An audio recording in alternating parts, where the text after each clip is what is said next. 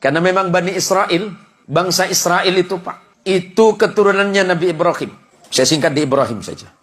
Nabi Ibrahim itu keturunannya Nabi Nuh. Dari siapa? Dari darahnya Syam. Turun. Nanti kalau baca silsilahnya ke atas.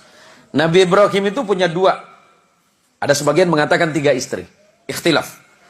Istri yang pertama itu orang Mesir, yang bernama Sarah. Istri yang kedua dari Palestina. Hari ini yang sedang bergolak.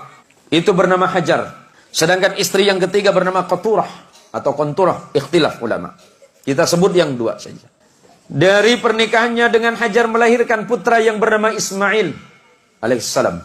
Ismail tidak pernah melahirkan keturunan yang menjadi nabi kecuali Nabi kita Muhammad sallallahu alaihi wasallam. Saya singkat saja. Dari Sarah lahir anak laki-laki bernama Ishak. Ishak itu adiknya Ismail, beda ibu. Ishak punya anak namanya Yakub. Yakub ini Allah berikan gelar Israel. Di dalam bahasa Ibrani, apa itu bahasa Ibrani? Bahasanya Nabi Ibrahim. Ibrahim bukan orang Arab.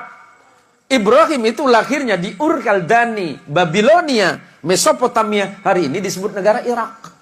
Ya, saya jelasin sejarahnya biar runut, biar tidak terjadi fitnah. Yakub Allah berikan gelar Israel. Dalam bahasa Ibrani disebut Ezrael. Ezra artinya kekasih, El itu Allah, Yakub itu adalah kekasih Allah.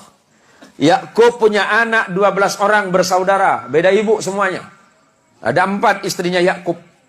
Yusuf bersaudara 12 orang yang disebut Bani Israel.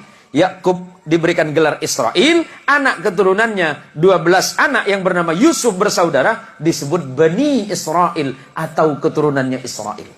Salah satu anaknya bernama Lewi, abangnya Yusuf. Lewi punya anak namanya Imran, tapi bukan surat Ali Imran itu, beda lagi nanti. Imran punya anak 2 nama. Nabi ada 2 anak dari Imran, dua-duanya jadi nabi, Musa dan Harun alaihissalam. Abangnya Yusuf namanya Yahuda. Yahuda itu turun punya anak namanya Daud alaihissalam. Daud punya anak Sulaiman. Terus turun ke beberapa nabi. Punya anak namanya Imran, yang kemudian menjadi nama surah Ali Imran. Imran punya istri namanya Hana. Imran dan Hana punya anak namanya Maria atau Maryam dalam Quran.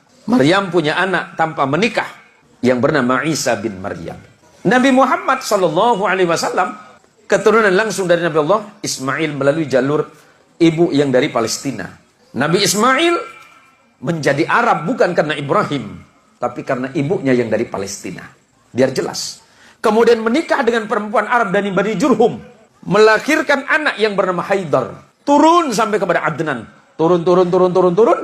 Nanti sampai kepada datuk Nabi yang bernama Abdul Muttalib. Abdul Muttalib punya putra yang bernama Abdullah.